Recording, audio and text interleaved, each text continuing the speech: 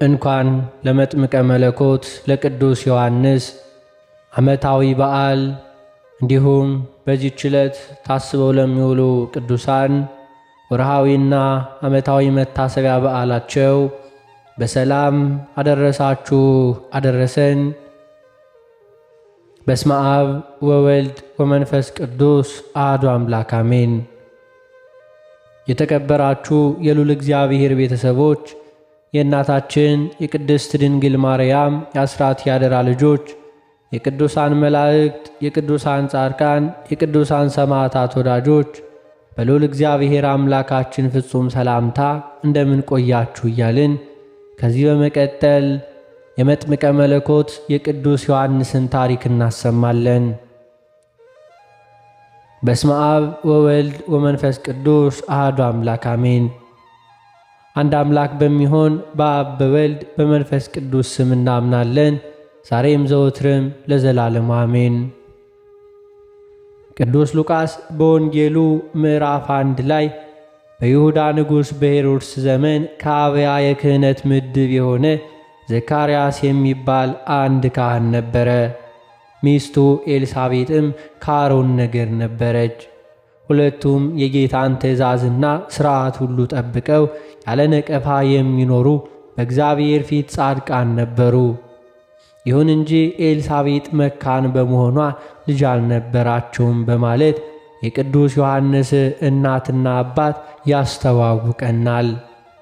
በመጽሐፈ ዜና መዋዕል ምዕራፍ 23 እና 24 ላይ ንጉሠ እስራኤል ዳዊት ሸምግሎ መንግሥቱን ለልጁ ለንጉሥ ሶሎሞን ሲያስረክብ በዘመኑ የነበሩ ካህናት ሌዋውያንና የአሮን ልጆች አስቆጥሮ በዕጣ በተለያዩ አገልግሎት ምድቦች በየነገዳቸው መድቦ በዕጣ የአገልግሎት መርሃ ግብር አውጥቶላቸው ነበር። የአብያ የካህናት ምድብ ከእነዚህ አንዱ ነበር። ካህኑ ዘካርያስና ቅድስት ኤልሳቤጥ ልጅ እንዲሰጣቸው እግዚአብሔር አምላክን ዘወትር በጸሎት ይጠይቁ ነበር። አንድ ቀን ዘካርያስ እንደ ብሉይ ኪዳን ሥርዓት ወደ ቤተ መቅደስ ገብቶ የዕጣን ማጠን ተራ ደርሶት ወደ ቤተ መቅደስ ሲገባ መልአከ እግዚአብሔር ከዕጣን መሠዊያው ማቅረቢያው በስተቀኝ ቆሞ ታየው። ዘካርያስም ባየው ጊዜ በፍርሃት ተዋጠ። መልአኩ ግን ዘካርያስ ሆይ አትፍራ፣ ጸሎት ተሰምቷል። ሚስት ኤልሳቤጥ ወንድ ልጅ ትወልድልሃለች፣ ስሙንም ዮሐንስ ትለዋለ። በእርሱ ተድላና ደስታ ታገኛለ። ብዙዎቹም በእርሱ መወለድ ደስ ይላቸዋል፣ በጌታ ፊት ታላቅ ይሆናልና። ይህም በማለት ብስራትን ከነገረው በኋላ ስለሚወለደው ልጅ 4 ነገሮች ነገረው።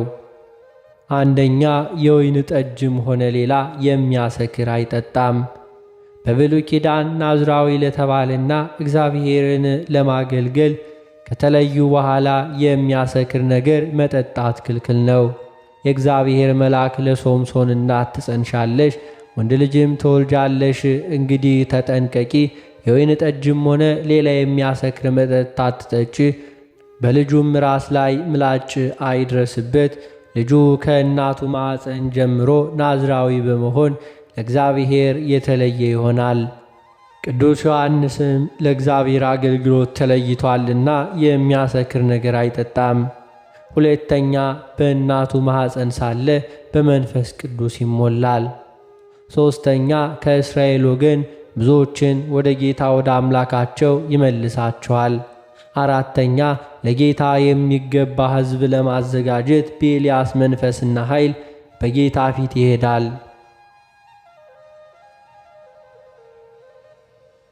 ዘካርያስ ይህንን ከመልአኩ በሰማበት ወቅት እርሱ ሸምግሎ ሚስቱም አርጅታና የመውለጃዋ ዕድሜ አልፎ በዚያም ላይ መካን ነበረችና ይህን በምን አውቃለሁ? እኔ ሽማግሌ ነኝ፣ ሚስቴም በዕድሜ ገፍታለች በማለት ጥርጣሬውን በጥያቄ መልክ አቀረበ። በዚያን ጊዜ መልአኩ እንዲህ አለው፣ እኔ በእግዚአብሔር ፊት የምቆመው ገብርኤል ነኝ። ይህን ነግርህና ይህን የምሥራች አመጣልህ ዘንድ ተልኬአለሁ። እነሆ ጊዜውን ጠብቆ የሚፈጸመውን ቃሌን ስላላመንክ ይህ እስከሚፈጸምበት ቀን ድረስ ድዳ ትሆናለህ፣ መናገርም አትችልም። በዚህም መሠረት ዘካርያስ አገልግሎቱን ፈጽሞ ሲወጣ መስማትም ሆነ መናገር አልቻለም ነበር። መልአኩም እንደነገረውም ሚስቱ ኤልሳቤጥ ጸነሰች።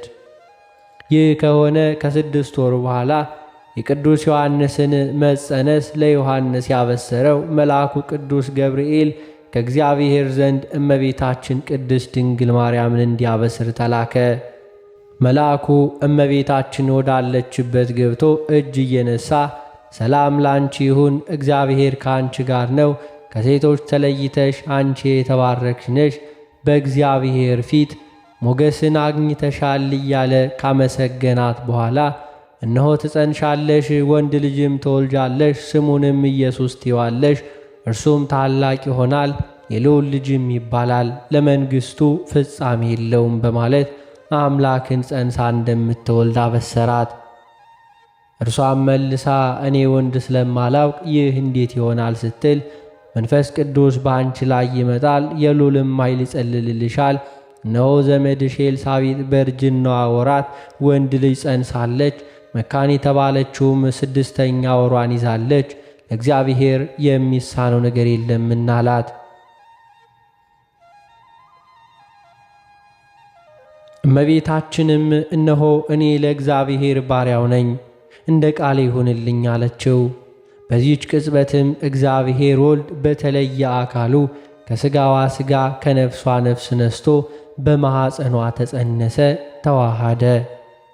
እመቤታችንም መልአኩ ስለ ኤልሳቤጥ የነገራትን ለማየት በዚያው ሰሞን ፈጥና ወደ ኤልሳቤጥ ሄደች። ወደ ዘካርያስም ቤት ገብታ ለኤልሳቤጥ ሰላምታ ስታቀርብላት እጅግ የሚያስደንቅ ነገር ተከሰተ። ኤልሳቤጥ የእመቤታችንን ሰላምታ በሰማች ጊዜ በማኅፀኗ ያለው ጽንስ ዘለለ። ኤልሳቤጥም በመንፈስ ቅዱስ ተሞላች። ድምጿንም ከፍ አድርጋ እንዲህ አለች፣ አንቺ ከሴቶች መካከል የተባረክሽ ነሽ፣ የማኅፀንሽ ፍሬ የተባረከ ነው። የጌታዬ እናት ወደ እኔ ትመጣ ዘንድ እንዴት ይሆንልኛል? እነሆ የሰላምታሽ ድምፅ በጆሮዬ በመጣ ጊዜ ጽንሱ በማኅፀኔ በደስታ ዘሏልና። ብፁዕ ቅዱስ አቡነ ሽኖዳ ይህንን አስመልክተው ባስተማሩት ትምህርት እንዲህ ብለዋል።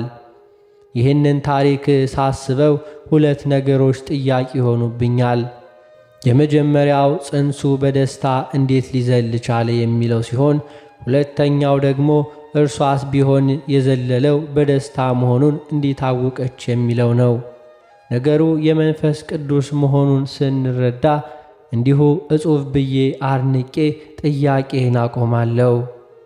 ጌታችን መድኃኒታችን ኢየሱስ ክርስቶስ አብርሃም ልጁን ይስሐቅን መሥዋዕት አድርጎ ባቀረበ ዕለት የተፈጸመውን ሲናገር አብርሃም ቀኔን ለማየት ተስፋ ማድረግ ተደሰተ፣ አየም ሐሴት አደረገ ብሏል።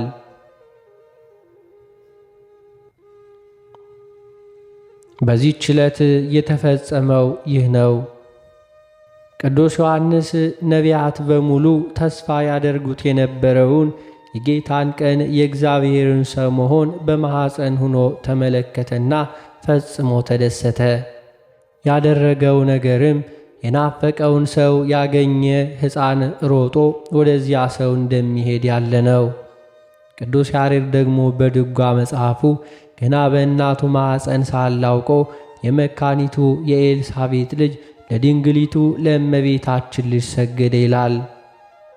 ኤልሳቤጥ የመውለጃዋ ቀን ደረሰ፣ ወንድ ልጅም ወለደች። በ8ኛውም ቀን ጎረቤቶቿና ዘመዶቿ ሕፃኑን ሊገርዙት መጡ። በአባቱም ስም ዘካርያስ ሊሉት ፈለጉ። እናቱ ግን ለዘካርያስ በቤተ መቅደስ የሕፃኑ ስም ዮሐንስ ይባል ብሎ ያናገረው በመልአኩ በቅዱስ ገብርኤል አማካኝነት መንፈስ ቅዱስ ገልጦላት ዮሐንስ መባል አለበት አለች። ዘካርያስን ለልጁ ምን ስም ሊወጣለት እንደሚፈልግ ሲጠይቁ መጻፊያ ሰሌዳ እንዲሰጡት ጠይቆ ስሙ ዮሐንስ ነው ብሎ ጻፈ። ወዲያውም አንደበቱ ተፈታ። እግዚአብሔርንም እያመሰገነ ይናገር ጀመር።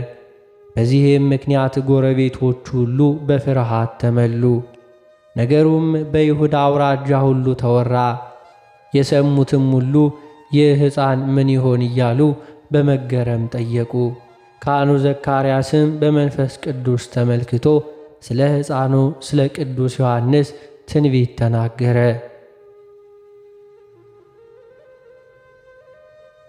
የእስራኤል ጌታ አምላክ ይባረክ፣ ጎብኝቶ ለሕዝቡ ቤዛ አድርጓልና። ከጥንት ጀምሮ በነበሩት በቅዱሳን ነቢያት አፍ እንደተናገረ በብላቴናው በዳዊት ቤት የመዳን ቀንድን አስነስቷልና። ይህን ብሎ ዘመነ ስጋዌው መድረሱን ከተናገረ በኋላ ሕፃኑን በተመለከተ ጊዜ ደግሞም አንተ ሕፃን ሆይ የልዑል ነቢይ ትባላለህ፣ መንገዱን ልትጠርግ በጌታ ፊት ትሄዳለህና እንደዚሁም የኀጢአታቸው ሥርዓት የሆነውን የመዳን ዕውቀት ለሕዝቡ ትሰጣለህ በማለት ቅዱስ ዮሐንስ የጌታችን የመድኃኒታችን የኢየሱስ ክርስቶስ መንገድ ጠራጊ እንደሆነ ማለትም ከእርሱ አስቀድሞ የሕዝቡ ልብ ጌታችንንና ትምህርቱን እንዲቀበል የማዘጋጀት ትምህርት እንዲያስተምር ተናገረ። የቅዱስ ዮሐንስ መንገድ ጠራጊነት በቅዱስ ገብርኤልና በአባቱ በዘካርያስ ብቻ ሳይሆን በሌሎች ነቢያትም ትንቢት የተነገረለት ነበር። ነቢዩ ኢሳይያስ የአዋጅ ነጋሪ ድምፅ እንዲህ ይላል፣ የእግዚአብሔርን መንገድ በምድረ በዳ አዘጋጁ በማለት ተናግሮ ነበር።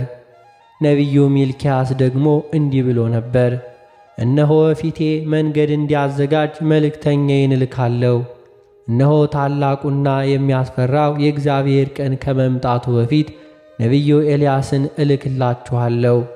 እርሱ የአባቶቻችን ልብ ወደ ልጆች፣ የልጆችን ልብ ደግሞ ወደ አባቶች ይመልሳል። የቅዱስ ሉቃስ ወንጌልም ሕፃኑም አደገ፣ በመንፈስም ጠነከረ፣ ለእስራኤልም ሕዝብ በይፋ እስከ ታየበት ቀን ድረስ በበረሃ ኖረ ከማለት ውጭ ወደ በረሃ ስለሄደበት ምክንያትና ስለ አስተዳደጉ ዝርዝር ነገሮች አይነግረንም። ሌላውን የምናገኘው ከትውፊትና ከአዋልድ መጻሕፍት ነው። ሄሮድስ ሕፃናትን ሲያስጨፈጭፍ እናቱ ቅድስት ኤልሳቤጥ የልጇን ሕይወት ለማትረፍ ይዛው ወደ ግብፅ በረሃ ተሰዳለች። በዚያም በስደት ወራት ሳሉ እናቱ በመሞቷ በእግዚአብሔር ፈቃድ ቶራ የተባለች እንስሳ ጡት እያጠባች በገዳም እንዳደገ የወንጌል አንድምታችን ያስረዳል። ቅዱስ ያሬድም በድጓው ዮሐንስ ከቶራዎች ጋር በገዳም አደገ ይላል። የቅዱስ ዮሐንስ ልብሱ የግመል ጠጉር ነበር፣ ወገቡም የጠፍር መታጠቂያ ነው። ምግቡም አንበጣና የበረሃ ማር ነበር። ቅዱስ ዮሐንስ አፈወርቅ ስለዚህ ሲያስተምር በበረሃው ውስጥ እየኖረ ከፀጉር የተሠራ ልብስና መታጠቂያ ከየት አመጣ ብለን እንጠይቅ ይሆን? ይህንን እንደ ችግር የምናየው ከሆነ ሌሎች ብዙ ነገሮችን መጠየቅ ይኖርብናል። እንዴት በክረምቶችና በበጋው ሙቀት በበረሃ ውስጥ መኖር ቻለ? ያውም በለጋ ዕድሜውና በማይችል ሰውነቱ። ሌሎችንም ብዙ ጥያቄዎች ማንሳት ይቻላል። ስለዚህ ጥያቄያችንን አቁመን የእግዚአብሔርን ድንቅ ሥራ ወደ ማድነቅ ብንሄድ ይሻላል ይላል ቅዱስ ዮሐንስ። እንዲህ ባለ የትሕርምት ኑሮ በመኖሩ ምክንያት ጌታችን ዮሐንስ ሳይበላና ሳይጠጣ መጣ ብሎታል። ቅዱስ ዮሐንስ በበረሃ ለ30 ዓመታት ከቆየ በኋላ በይሁዳ ምድረ በዳ እየሰበከ መጣ። ስብከቱም መንግሥተ ሰማያት ቀርባለችና ንስሐ ግቡ የሚል ነበር። አስቀድመው ነቢያቱ በኋላም አባቱ እንደተነበዩለት ቅዱስ ዮሐንስ የጌታችንን መንገድ የመጥረግ አገልግሎቱ ጀመረ። የአገልግሎቱና የትምህርቱ ዓላማዎች ሁለት ነበሩ።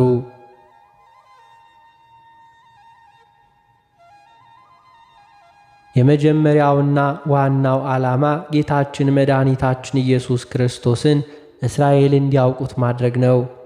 ይህንም ራሱ እንዲህ ሲል ነግሮናል። እስራኤል እንዲያውቁት እኔ በውሃ ላጠምቅ መጣው። በዚህም ምክንያት ጌታችን ወደ እርሱ ከመምጣቱና ከመጠመቁ በፊት እየደጋገመ እኔ በውሃ ጠምቃችኋለሁ፣ ነገር ግን ጫማውን ልሸከም የጫማውንም ማሰሪያ ልፈታ የማይገባኝ ከኔ በኋላ የሚመጣው እርሱ በመንፈስ ቅዱስና በእሳት ያጠምቃችኋል እያለ ሕዝቡን የጌታችንን መምጣት እንዲጠባበቁ ያደርግ ነበር። ጌታችንም ወደ እርሱ መጥቶ ከተጠመቀ በኋላ እነሆ የዓለምን ኃጢአት የሚያስወግድ የእግዚአብሔር በግ፣ ከእኔ በፊት የነበረው ከእኔ ይበልጣል ያልኩህ እርሱ ነው፣ እንዲህ እያለ ወደ ጌታችን ይመራቸው ነበር። ከዚህም በተጨማሪ አብ ወልድን ይወልዳል፣ ሁሉን ነገር በእጁ ሰጥቶታል። በወልድ የሚያምን ሁሉ የዘላለም ሕይወት አለው፣ በወልድ የማያምን ግን የእግዚአብሔር ቁጣ በላዩ ይሆናል እንጂ ሕይወትም አያይም በማለት የጌታችንን የወልደ እግዚአብሔርንና በእርሱ የእግዚአብሔርን ልጅነት ካላመኑ ሕይወት እንደሌለ አስተምሯል።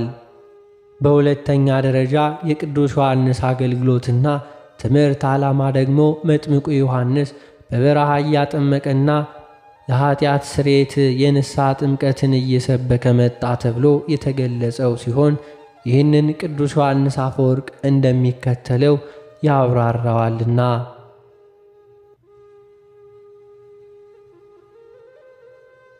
ቅዱስ ዮሐንስ ያጠምቅ የነበረው ጌታችን በሞቱ የበደላችንን ዋጋ ከመክፈሉ በፊት ስለነበር በዚያን ጊዜ ምንም አይነት ስርየት የለም።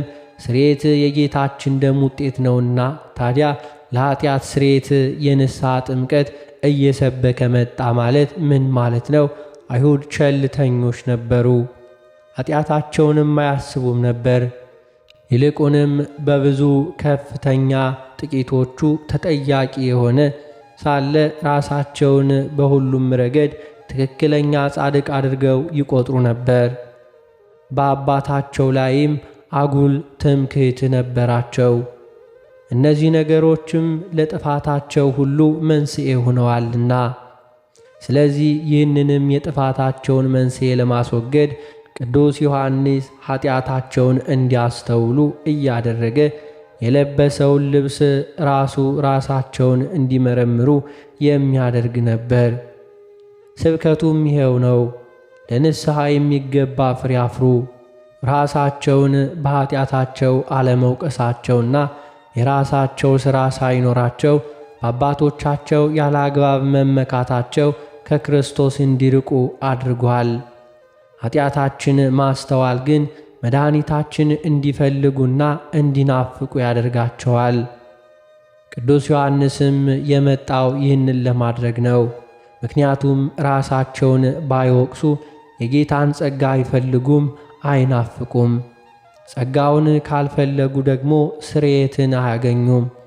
የቅዱስ ዮሐንስ ትምህርትና ጥምቀት ወደዚህ የሚመራ ነው። ስለዚህ ለንስሐ የሚገባ ፍሬ አፍሩ እያለ ይመክራቸዋል። ምሳር ዛፍን ሊቆርጥ ተዘጋጅቷል እያለ ይገስጻቸዋል። አብርሃም አባት አለን በማለት ራሳችሁን አታታሉ፣ እግዚአብሔር ከእነዚህ ድንጋዮች ለአብርሃም ልጆች አድርጎ ሊያስነሳለት ይችላል እያለ ያስጠነቅቃቸዋል።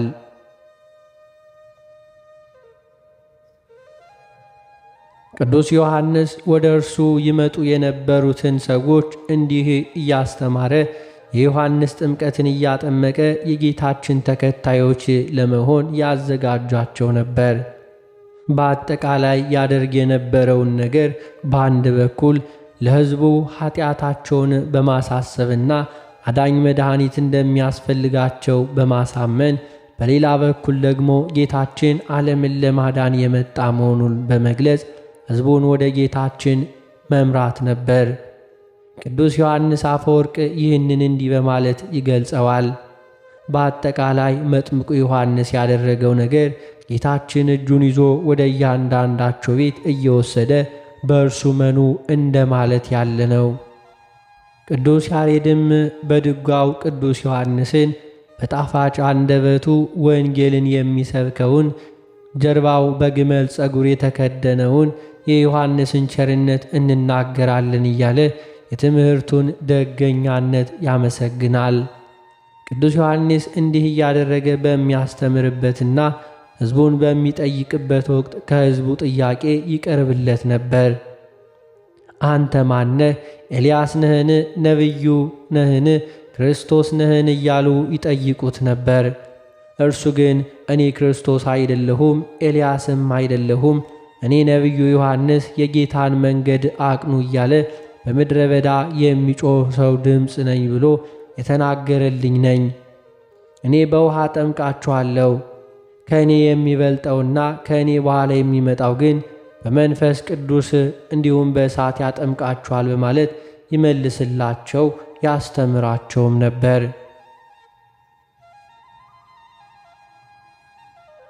በዚህ ምክንያት ወንጌላዊው ቅዱስ ዮሐንስ በመመስከር ወደ ኋላ አላለም፣ በግልጽ መሰከረ ብሎ ጽፎታልና። ቅዱስ ዮሐንስ እንዲህ ሕዝቡን እያስተማረና እየጠመቀ ባለበት ወቅት ጌታችን መድኃኒታችን ኢየሱስ ክርስቶስ በእርሱ ለመጠመቅ ቅዱስ ዮሐንስ ያጠምቅበት ወደ ነበረበት ወደ ዮርዳኖስ ወንዝ መጣ።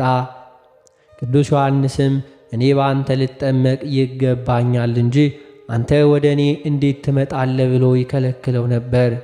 ጌታችን ግን መልሶ አሁንስ ፈቀድልኝ፣ እንግዲህስ ጽድቅን ሁሉ ልፈጽም ይገባልና አለው። ያን ጊዜም ፈቀደለት። ጌታችንም በትሕትና በፍጡሩ እጅ ተጠመቀ። ቅዱስ ዮሐንስም አምላኩን አጥምቋል። እንዲሁም መጥምቀ መለኮት ዮሐንስ ይባላል። ቅዱስ ያሬድ በድጓው ደግሞም እንዲህ እያለ ይህንን ድርጊት ያወሳል። ካህኑ ዮሐንስ ከነቢያት ሁሉ ከፍ ከፍ አለ፣ ምግቡን ቅጠልና ጤዛ አደረገ፣ አምሳዬ የሌለውን ነበልባል አጠመቀ።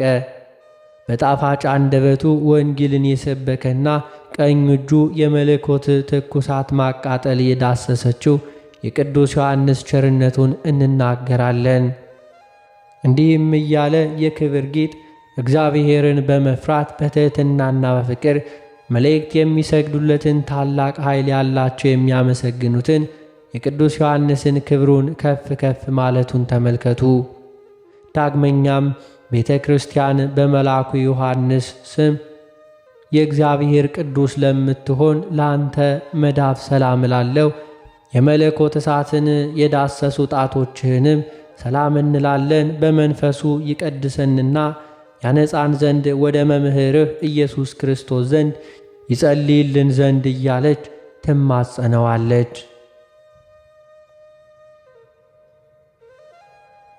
ጌታችን መድኃኒታችን ኢየሱስ ክርስቶስ በተወለደ ጊዜ የይሁዳ የገሊላና የሰማርያ ንጉሥ የነበረውና ሕፃናትን በቤተልሔም ያስገደለው ታላቁ ሄሮድስ 6 ልጆች ነበሩት። አንደኛው ሄሮድስ ፊልጶስ ቀዳማዊ፣ ሁለተኛው ሄሮድስ ፊልጶስ ዳግማዊ፣ ሦስተኛው አርኬላዎስ፣ አራተኛው አርስጦቡሉስ፣ አምስተኛው ሄሮድስ አንቲጳስ፣ ስድስተኛው አንቲጳጥር ይባላሉ። ታላቁ ሄሮድስ ሲሞት 3ቱ ልጆቹ ሄሮድስ ፊልጶስ ዳግማዊ፣ አርኬላዎስና ሄሮድስ አንቲጳስ መንግሥቱን ለ3 ተካፈሉት። ሄሮድስ ፊልጶስ ቀዳማዊ ሄሮድያዳ የምትባል ሚስትና ሰሎሜ የምትባል ልጅ ነበሩት። ይህች ሄሮድስ ባሏን ትታ መታ የገሊላ ገዥ የነበረውን የባሏን ወንድም ሄሮድስ አንቲጳስን አገባች። በዚያን ጊዜ መጥምቁ ዮሐንስ የወንድምህን የፊልጶስን ሚስት ማግባት አይገባህም እያለ በድፍረት ይገስጸው ነበር። በዚህ ምክንያት አሲዞ ወደ እስር ቤት አስገባው። ሊገድለውም ቢፈልግ ሕዝቡ እንደ ነቢይ ይመለከተው ነበርና ተቃውሞ እንዳይደርስበት ፈርቶ ተወው። ቅዱስ ዮሐንስ በእስር ቤት ሳለ ጌታ በእርሱ እጅ ከተጠመቀና 40 ቀንና 40 ሌሊት ከጾመ በኋላ በማድረግ ላይ ያለውን ነገር ትምህርቱን፣ ታምራቱን በሰማ ጊዜ በደቀ መዛሙርቱ አማካኝነት ወደ ጌታችን መልእክት ላከ። እንዲህም አለ፣ የሚመጣው አንተ ነህ ወይንስ ተስፋ የምናደርገው ሌላ አለ? ጌታም መልሶ እንዲህ በማለት በምስጢራዊ ዘይቤ የአዎንታዊ መልስ ላከለት።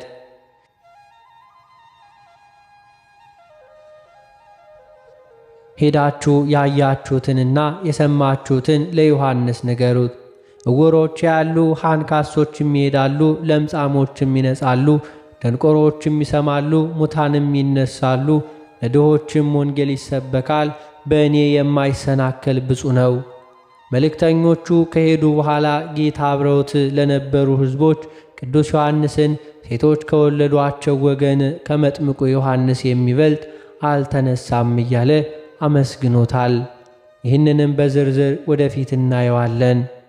ቅዱስ ዮሐንስ ታስሮ ከጳጉሜ 2 ቀን እስከ መስከረም 2 ቀን በእስር ቤት ቆየ። ያሳሰረው ሄሮድስ አንጢጳስ መስከረም 2 ቀን የልደቱ በዓልን ያከብር ነበር። በዚህች ዕለት የሆነው ነገር ቅዱስ ማቴዎስ በወንጌሉ ምዕራፍ 14 የሚከተለውን አስፍሯል። የሄሮድስም ልደት ቀን በሆነ ጊዜ የሄሮድያዳ ልጅ ሰሎሜ በመካከላቸው ዘፈነችለት፣ ሄሮድስንም ደስ አሰኘችው። ስለዚህም የምትለምነውን ሁሉ ሊሰጣት ማለላት።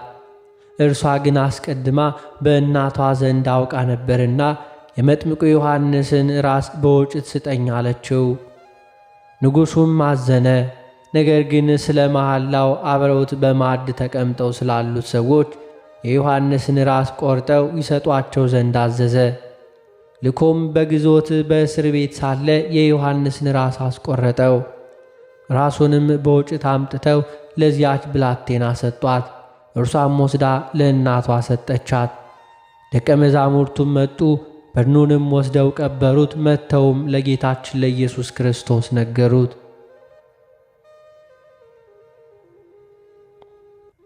የመጀመሪያ ባሏን ሄሮድስ ፊልጶስን ትታ የባሏን ወንድም ያገባች ሄሮድያዳ የወንድምህን ሚስት ልታገባ አይገባህም በሚለው በቅዱስ ዮሐንስ ግሳጼ ትበሳጭ ስለነበረ የምታጠቃበትን መንገድ ሁልጊዜ ትፈልግ ስለነበር ለልጇ ለሰሎሜ እንዲህ ያለ ምክር መክራ የቅዱስ ዮሐንስ አንገት እንዲቆረጥ አደረገች። ሄሮድስ አንድ ጊዜ በሰዎች ፊት ቃል ስለገባ እንጂ በውሳኔው ደስተኛ አልነበረም፣ አዝኗል። ምክንያቱ 2 ነው። የመጀመሪያው አስቀድመን እንደ ጠቀስነው ሕዝቡ ቅዱስ ዮሐንስን ይወዱትና ይቀበሉት ስለነበር እንዳይቃወሙት ፈርቶ ነው። ሁለተኛው የቅዱስ ዮሐንስን ሕይወቱንና ትምህርቱን እያስተዋለ ሲሄድ ቅዱስ ዮሐንስ በእውነትም ከእግዚአብሔር ዘንድ የተላከ መሆኑን ስላወቀ ነው። ይህም ቅዱስ ዮሐንስን አንገቱን ካስቆረጠው በኋላ ጌታችን ያደርጋቸው የነበሩትን ታምራት በሰማ ጊዜ ይህ መጥምቁ ዮሐንስ ነው፣ እርሱ ከሙታን ተለይቶ ተነስቷል፣ ስለዚህ በእርሱ ታምራት ያደርጋል በማለቱ ይታወቃል። በዚህችም ቀን የቅዱስ ዮሐንስ ራስ ከሄሮድያዳ ከእጆቿ ላይ ወደ አየር ስለበረረች ታላቅ ድንጋጤ ሆነ። ደግሞም ሄሮድስ ሆይ የወንድምን ሚስት ልታገባ አይገባም እያለች በመጮህ ዘልፋዋለች። ሄሮድስ ባዘዘ ጊዜ ቅዱስ ዮሐንስ በእስር ቤት ሳለ ራሱን በሰይፍ ቆርጠው በፀሐይል አድርገው ወደ ሄሮድስ አመጡለት። ሄሮድስም ለሄሮድያዳ ልጅ ሰጣት፣ እርሷም ለእናቷ ወስዳ ሰጠች። ይህችም የረከሰች አመንዝራ ሴት ልትዳስሳት በወደደች ጊዜ በወጭት ውስጥ ጠጉሯ ተዘርግቶ ወደ አየር በረረች። እንደዚሁም በአየር ላይ ሆና የወንድምህን ሚስት ልታገባ አይገባም እያለች 15 ዓመት ኖራ በአረቢያ ምድር አረፈች። በዚያም ተቀበረች። ከብዙ ዘመናት በኋላ ያ ቦታ የነዳያን ማረፊያ ሆነ። በእግዚአብሔርም ፈቃድ 2 አማንያን ነጋዴዎች ወደዚያ ቦታ ደርሰው አደሩ። ቅዱስ ዮሐንስም በሕልም ገለጠላቸውና የከበረች ራሱን ያወጡ ዘንድ አዘዛቸው። እነርሱም አወጧት። ከእነርሱም ጋር ወደ ቤት ወስደው በታላቅ ክብር አከበሯት። ለእግዚአብሔር ምስጋና ይሁን። እኛንም መለኮትን ባጠመቀ በከበረ በቅዱስ ዮሐንስ ጸሎት ይማረን፣ በረከቱም ከእኛ ጋር ትሁን ለዘላለሙ አሜን።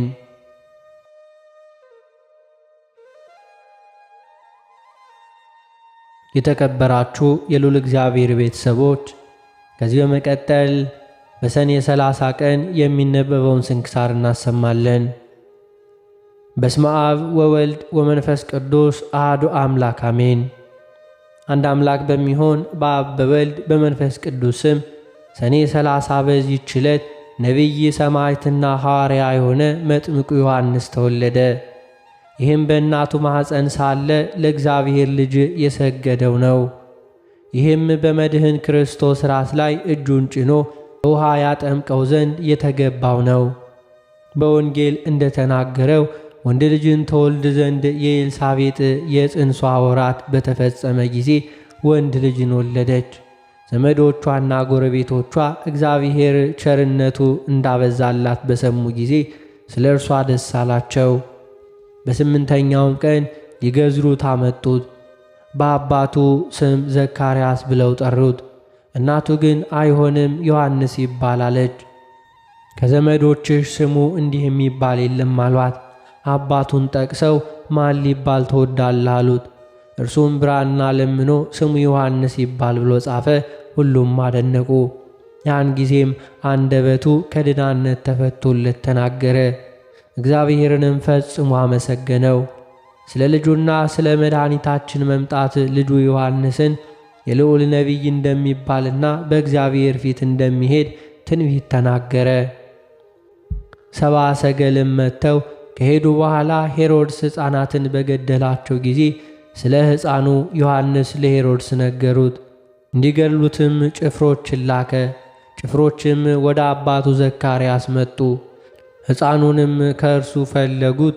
አባቱም አንስቶ በትከሻዎቹ ተሸክሞ ወደ ቤተ መቅደስ ከእርሱ ጋር እንዲሄድና ሕፃኑን ከዚህ እንዲወስዱት ወታደሮቹን ለመናቸው።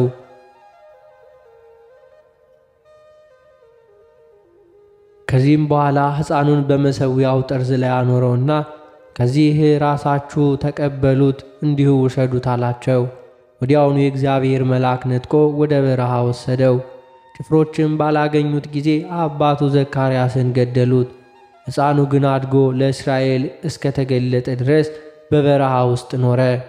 የእግዚአብሔርን መንገድ ጥረጉ፣ ጥርጊያውንም አስተካክሉ እያለ በምድረ በዳ የሚጮኽ የአዋጅ ነጋሪ ድምፅ እነሆ ብሎ ኢሳይያስ የተናገረለት ነው። ሚልክያስም ስለ እርሱ እንዲህ አለ። በፊትህ ጎዳናዬን አስተካክሎ የሚጠርግ መልእክተኛዬን እኔ እሰዳለሁ።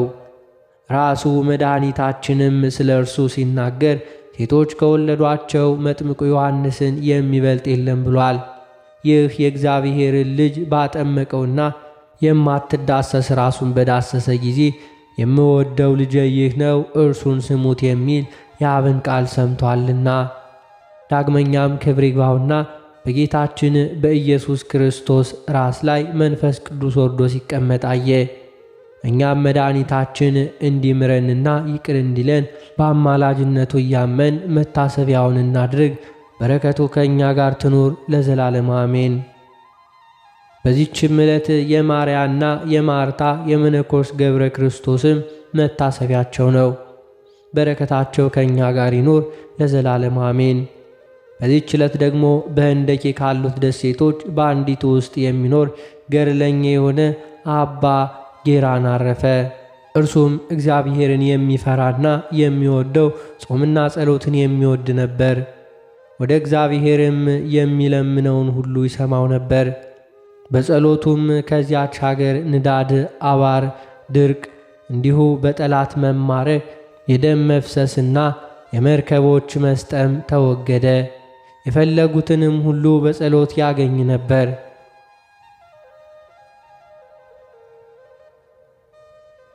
ሰይጣንም ስለዚህ ስለተሰጠው ጸጋ ቀናበት። በዕንቁ ያጌጠ የነገሥታትን ልብስ በለበሰች መልከ መልካም ሴት አምሳልም ታየው። እርሷም ብቻዋን ትንጎራደር ነበር። ባያትም ጊዜ ወደ እርሷ ሄዶ ራሷን ጠየቃት። እርሷም እንዲህ አለችው፣ የንጉሥ ሰርስ ባል ልጅ ነኝ። እህቴ በአባቶቿ ባሮች ጋር ባመነዘረች ጊዜ ሁላችንንም ሊገድለን ፈለገ። ስለዚህ ፈርቼ በሌሊት ወጣው፣ ወደዚችም በረሃም መጣው። ቅዱሱን ሰውም አንተን በማግኘቴ ዕድለኛ ነኝ። እኔም ወደ እኔ የሚመጡ ሰዎች እንዳያዩሽ ወደዚያች የዓለት ዋሻ ሂጂ አላት። በሌሊትም ከአራዊቱ የተነሳ እንደ ፈራ ሰው እየጮኸች መጥታ የዱር አራዊት እንዳይበሉኝ ክፈትልኝ አለችው። እርሱም ከፈተላትና ገባች። በጎኑም ተኝታ ደረቱን አቀፈችው። ልቡን ወደ ፍቅሯ እስካዘነበለችው ድረስ ነገሯን አለሰለሰችለት። ያን ጊዜ ያደረበት የመንፈስ ቅዱስ ጸጋ ተለየው። ከእርሷም ጋር ተኝቶ ኃጢአት እንደሚሠራ ሆነ። ከስህተትም ስካርም በነቃ ጊዜ በጠላት ሰይጣን ተንኮል ተሸንፎ እንደ በደለ አወቀ። ከዚህም በኋላ ከሰይጣን ተንኮል የተነሳ አገኘውን ሁሉ በሥጋውም ኃጢአት እንደሚሠራ ጻፈ። ከዚህም በኋላ ከደሴቱ ተራራ ደንጋይ አንስቶ እስከሚሞት ድረስ ራሱንና ደረቱን እየደበደበ ኖረ። ነፍሱም ድና ወደ ዘላለም ሕይወት በጌታ ቸርነት ገባች። ከዚህም በኋላ እንደ ልማዳቸው ከእርሱ ቡራኬ ሊቀበሉ ሰዎች መጥተው አላገኙትም። በፈለጉትም ጊዜ ተኝቶ አገኙትና ያንቀላፋ መስሏቸው ሊቀሰቅሱት ጀመሩ። ነገር ግን ሞቶ አገኙት። አለቀሱለት፣ ተሳለሙት፣ ገንዘውም ቀበሩት። ከዚህም በኋላ ሞቱ በጠላት ሰይጣን ተንኮል ምክንያት ስለመሆኑ የጻፈውን አገኙ። ለእግዚአብሔር ምስጋና ይሁን። እኛንም በጻድቃን በቅዱሳን ሰማዕታት ጸሎት መንፈሳውያን በሆኑ በቅዱሳን መላእክት አማላጅነት ይልቁንም አምላክን በወለደች በእመቤታችን በቅድስት ድንግል ማርያም በጸሎቷና በአማላጅነቷ ከሰይጣን ወጥመድ ያድነን። ሊቃነ ጳጳሳትን አለቃ አባ ማትያስን ይጠብቀው።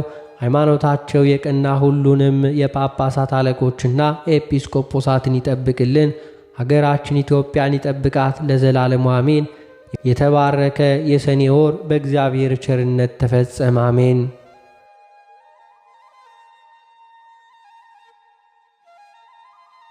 የተከበራችሁ የልዑል እግዚአብሔር ቤተሰቦች ከዚህ በመቀጠል በመጥምቀ መለኮት በቅዱስ ዮሐንስ በዓል ዕለት የሰኔ 30 ቀን የቅዳሴውን ምስባክና በቅዳሴ ጊዜ የሚነበበውን ምንባብ እናሰማለን። መዝሙር 22 ቁጥር 9 በእናቴ ጡት ሳለሁም ባንተ ታመኑ፣ ከማኅፀን ጀምሮ ባንተ ላይ ተጣሉ፣ ከእናቴ ሆድ ጀምረ አንተ አምላኬ ነህ።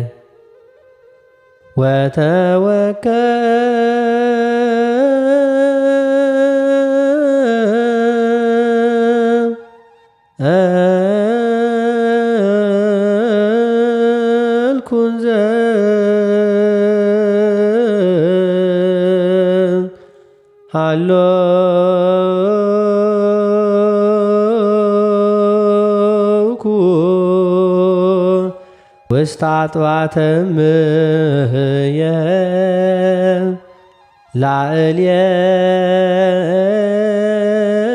ላዕሌከ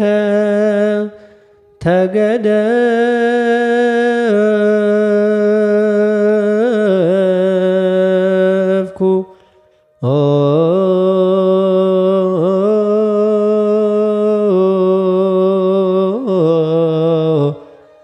እማ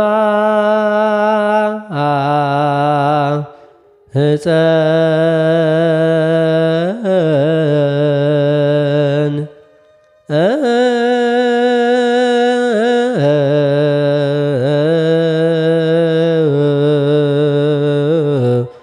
እምከርሰ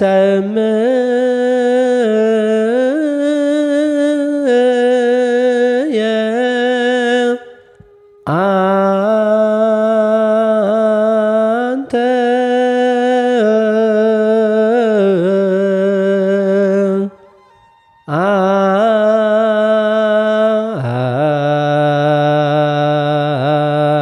አምላኪ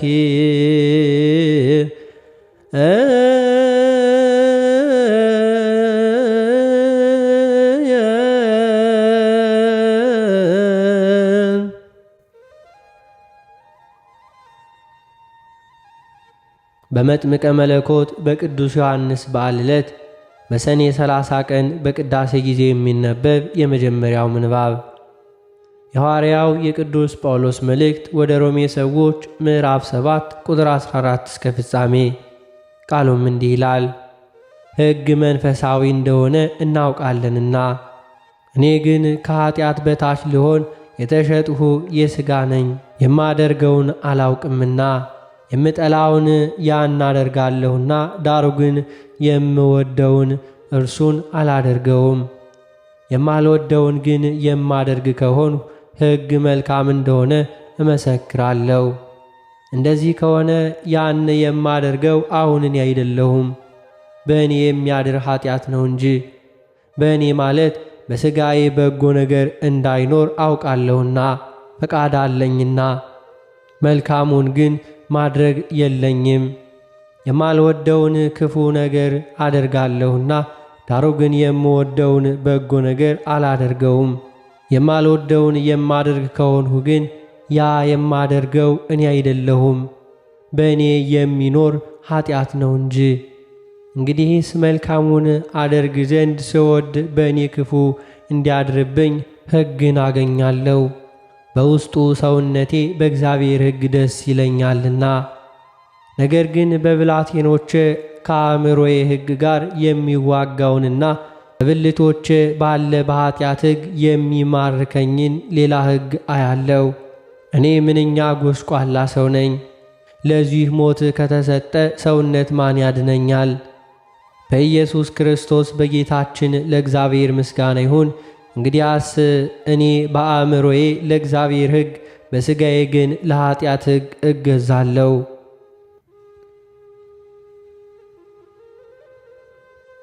በመጥምቀ መለኮት በቅዱስ ዮሐንስ በዓል በሰኔ 30 ቀን በቅዳሴ ጊዜ የሚነበብ ሁለተኛው ምንባብ የሐዋርያው የቅዱስ ዮሐንስ መልእክት አንደኛ ዮሐንስ ምዕራፍ 3 ቁጥር 7 እስከ ቁጥር 10። ቃሉም እንዲህ ይላል። ልጆች ሆይ ማንም አያስታችሁ፣ እርሱ ጻድቅ እንደሆነ ጽድቅን የሚያደርግ ጻድቅ ነው። ኃጢአትን የሚያደርግ ከዲያብሎስ ነው፣ ዲያብሎስ ከመጀመሪያ ኃጢአትን ያደርጋልና። ስለዚህ የዲያብሎስን ሥራ እንዲያፈርስ የእግዚአብሔር ልጅ ተገለጠ። ከእግዚአብሔር የተወለደ ሁሉ ኃጢአትን አያደርግም፣ ዘሩ በእርሱ ይኖራልና፣ ከእግዚአብሔርም ተወልዷልና ኃጢአትን ሊያደርግ አይችልም።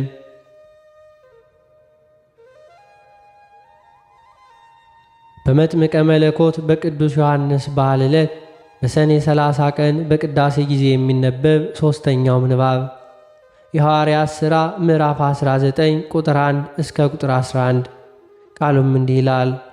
አጶሎስም በቆሮንጦስ ሳለ ጳውሎስ በላይኛው አገር አልፎ ወደ ኤፌሶን መጣ። አንዳንድ ደቀ መዛሙርትን አገኘ። ባመናችሁ ጊዜ መንፈስ ቅዱስን ተቀበላችሁን አላቸው። እነርሱም አልተቀበልንም፣ መንፈስ ቅዱስ እንዳለስ እንኳ አልሰማንም አሉት። እንኪያስ በምን ተጠመቃችሁ አላቸው። እነርሱም በዮሐንስ ጥምቀት አሉት።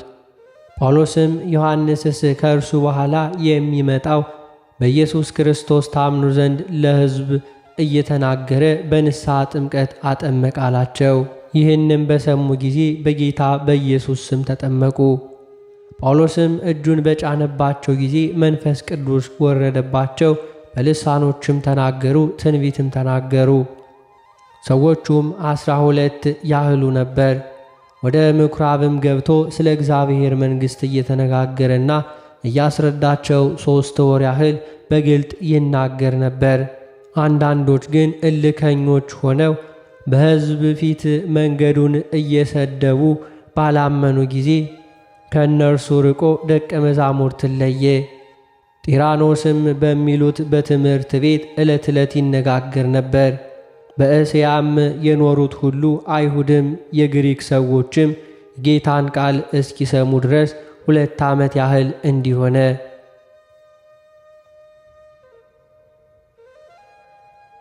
በመጥምቀ መለኮት በቅዱስ ዮሐንስ በዓል ዕለት በሰኔ 30 ቀን በቅዳሴ ጊዜ የሚነበብ የወንጌል ምንባብ የሉቃስ ወንጌል ምዕራፍ 1 ቁጥር 57 እስከ ፍጻሜ። ቃሉም እንዲህ ይላል። የኤልሳቤጥም የመውለጃዋ ጊዜ ደረሰ፣ ወንድ ልጅም ወለደች። ጎረቤቶቿም ዘመዶቿም ጌታ ምሕረቱን እንዳገነነላት ሰምተው ከእርሷ ጋር ደስ አላቸው። በ8ኛውም ቀን ሕፃኑን ሊገርዙት መጡ። በአባቱ ስም ዘካርያስ ሊሉት ወደዱ።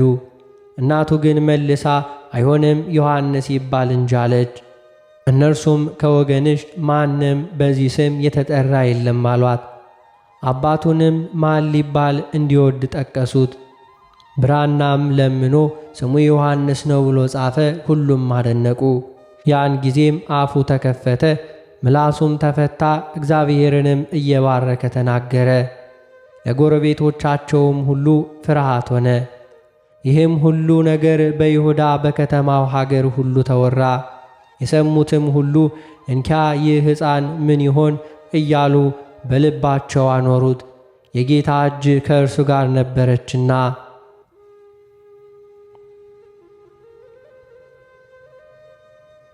አባቱ ዘካርያስም መንፈስ ቅዱስ ሞላበትና ትንቢት ተናገረ፣ እንዲህም አለ።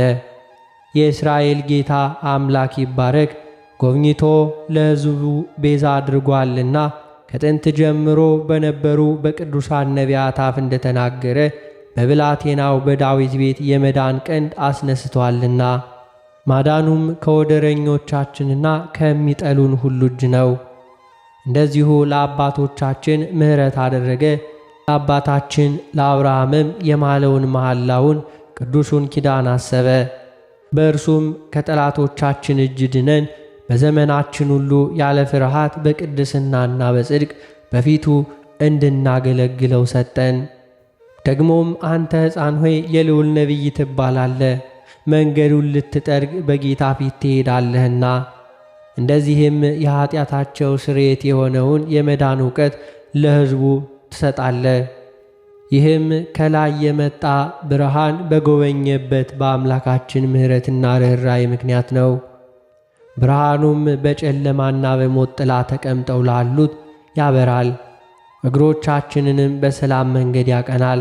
ሕፃኑም አደገ፣ በመንፈስም ጠነከረ፣ ለእስራኤልም እስከ ታየበት ቀን ድረስ በምድረ በዳ ኖረ። ስለ ቃሉ የጌታችን የአምላካችን የመድኃኒታችን የኢየሱስ ክርስቶስ ስሙ የከበረና የተመሰገነ ይሁንልን።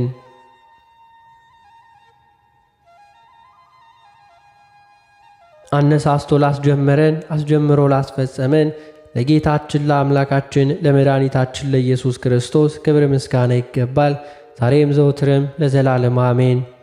አባታችን ሆይ በሰማያት የምትኖር፣ ስምህ ይቀደስ፣ መንግሥት ትምጣ፣ ፈቃድህ በሰማይ እንደሆነች እንዲሁም በምድር ትሁን። የዕለት እንጀራችንን ስጠን ዛሬ፣ በደላችንንም ይቅር በለን እኛም የበደሉንን ይቅር እንደምንል። አቤቱ ወደ ፈተናም አታግባን፣ ከክፉ ሁሉ አድነን እንጂ መንግሥት ያንተ ናትና ኃይል፣ ክብር፣ ምስጋና ለዘላለሙ አሜን። እመቤታችን ቅድስት ድንግል ማርያም ሆይ በመልአኩ በቅዱስ ገብርኤል ሰላምታ ሰላም እንልሻለን። በሐሳብሽ ድንግል ነሽ፣ በሥጋሽም ድንግል ነሽ።